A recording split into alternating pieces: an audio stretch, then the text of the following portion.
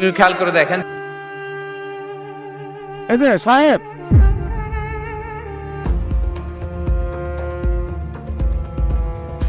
কি চাচা কিছু বলবেন? জি সাহেব, পরশুদিন আপনি আমার কাছ থেকে চারা নিলেন না?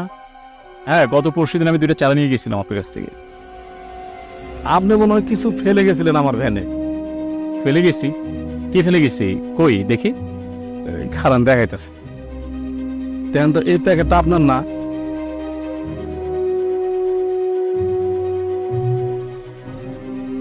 চাচা, এটা কি আপনি খুলে দেখেছিলেন?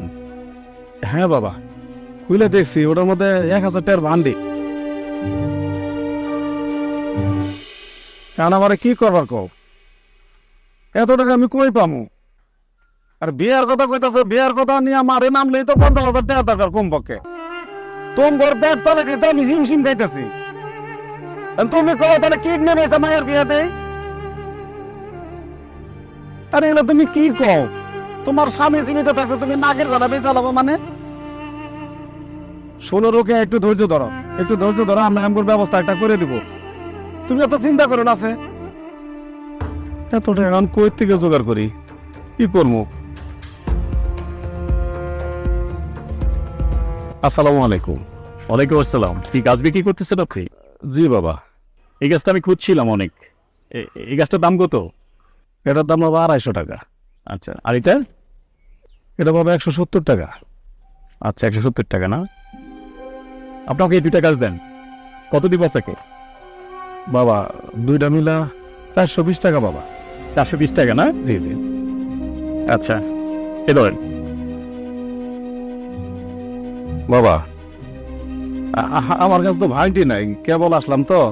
আচ্ছা, ভাঙতে লাগবে না, আপনি এটা রেখে দেন। আমি তাহলে গাছ 2টা নিয়ে গেলাম। হ্যাঁ আচ্ছা বাবা। আচ্ছা।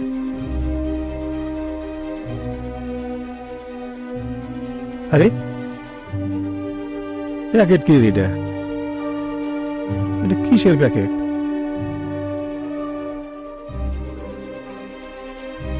ও আল্লাহ, এটা তো 1000 টাকার বান্ডিল।